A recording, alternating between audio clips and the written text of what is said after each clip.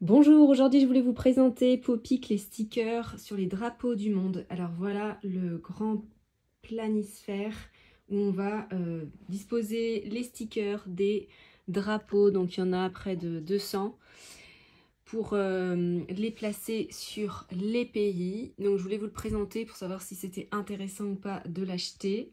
Et nous avons ici l'association du drapeau avec le nom de son pays traduit en différentes langues.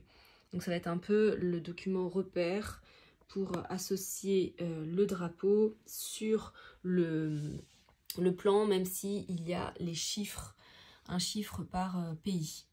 Donc moi ce que j'aime beaucoup c'est la taille du planisphère qui est très grand. J'aime beaucoup le fait que ce soit évidemment numéroté pour guider l'enfant. La taille de drapeau est plutôt raisonnable, ils ne sont pas trop petits.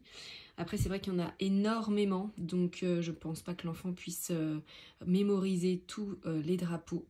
Donc je pense qu'il faut l'accompagner pour commencer par chaque continent, pourquoi pas celui où il vit, commencer par l'Europe et lui présenter ensuite les autres continents.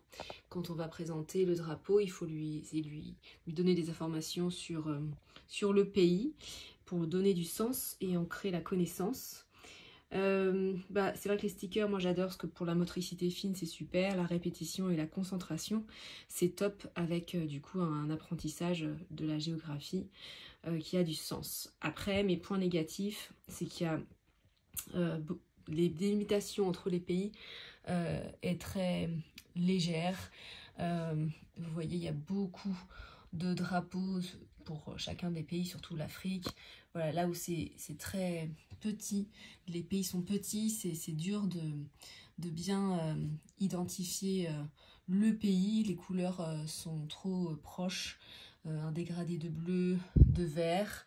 Et du coup, c'est, je pense, compliqué de bien comprendre où se situe le pays. Alors là, il y a les chiffres. Voilà, mais voilà, c'est vrai que c'était peut-être compliqué pour eux, mais il aurait fallu mettre des couleurs plus contrastées pour que l'enfant puisse bien identifier le pays.